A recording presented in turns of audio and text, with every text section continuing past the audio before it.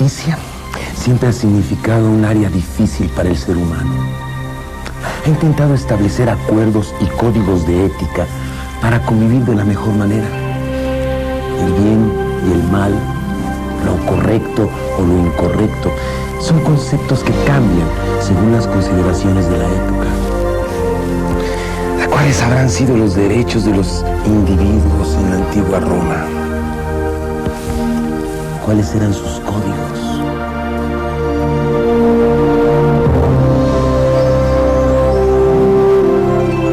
Roma, de ser un mundo fragmentado, se convirtió en el imperio más poderoso de la antigüedad.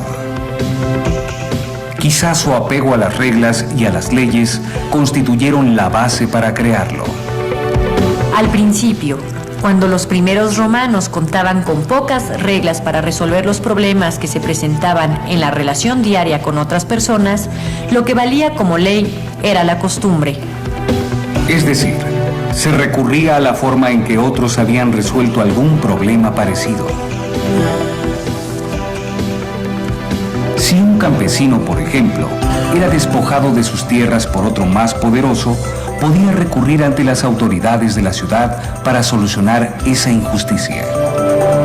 Pero si los magistrados, que eran los encargados de impartir justicia y aplicar las leyes, no encontraban una regla o ley que pudiera aplicarse al caso del campesino, la costumbre entonces era utilizada como ejemplo para resolver ese problema. De esta forma, cuando una costumbre era aceptada y utilizada por todos como una regla de comportamiento, entonces empezaba a existir como norma. Con el tiempo, la vida diaria de los romanos fue desarrollándose de acuerdo a estas normas. Dichas normas recordaban al ciudadano común la manera de comportarse para vivir en armonía con los demás. Indicaban el deber que cada individuo tenía para con sus semejantes. Cuando alguien actuaba contra las reglas, afectando así a otros ciudadanos, las normas convertidas en leyes reprendían esas conductas negativas y destructivas. Estas reglas y leyes en la vida social de Roma estaban acompañadas de ritos y ceremonias que tenían una gran importancia para los romanos. Porque todo ello representaba la fórmula para conservar el orden de la Gran Roma.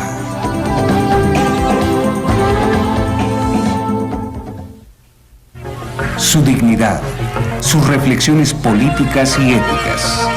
Un impulso de vida monumental y constante es lo que distingue la personalidad del romano, así como distingue su sistema de gobierno, sus construcciones y, en general, todas las actividades romanas. El temperamento romano también se exhibía en festivales que parecían no tener fin. Grandes multitudes convergían en el anfiteatro y en los numerosos circos romanos.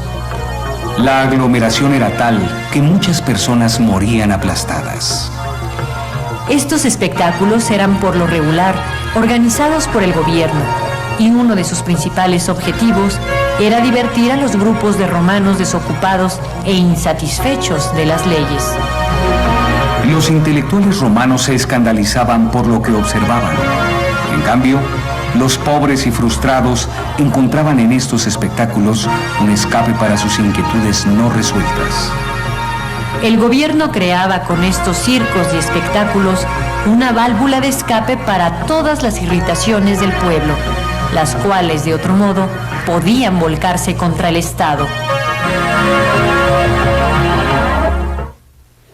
Podría decirse que en la actualidad existen también eventos que logran desviar la atención de lo que sucede en la realidad y calmar las voces de protesta. Cabría preguntarse si estas situaciones pueden, verdaderamente, aniquilar el impulso hacia la confrontación y el cambio.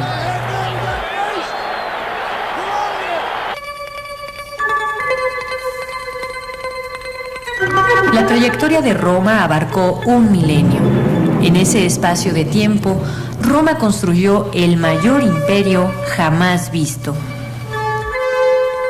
Pero el tamaño y la estabilidad del imperio no representan la grandeza de Roma. La fuerza del Imperio Romano se derivó del genio romano para acrecentar y embellecer los logros culturales e intelectuales del mundo griego al que conquistó y al haberlos difundido por Europa. La arquitectura, el arte y la religión, con la influencia de Grecia, llevan el sello inconfundible del poder y la firmeza romanos. Sin embargo, de todos los legados intelectuales de Roma, posiblemente el más característico de la mente romana consiste en sus 1000 años de derecho. La palabra justicia se deriva de la palabra latina ius, ley. Pero más que las leyes, es en el derecho romano donde residen las bases de las normas y códigos actuales. Cicerón, gran estadista, expresó el espíritu romano describiendo lo que era la ley civil. Es algo que no puede ser doblegado por la influencia, roto por la fuerza o corrompido por el dinero. Los derechos y las leyes desde entonces representan la única manera de lograr la justicia.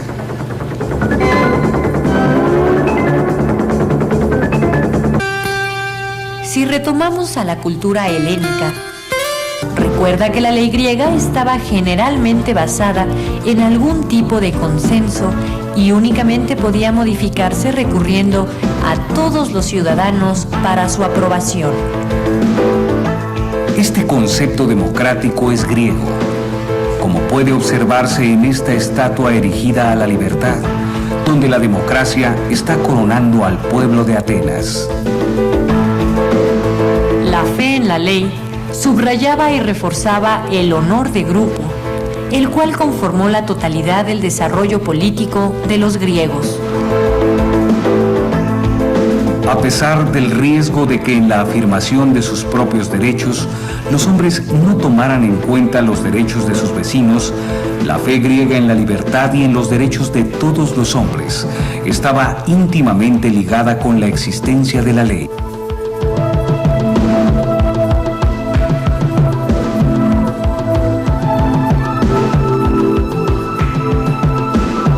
Los romanos tomaron como ejemplo de vida muchas de las costumbres griegas. Con el paso del tiempo, fueron perfeccionando estos ejemplos y crearon su propia cultura.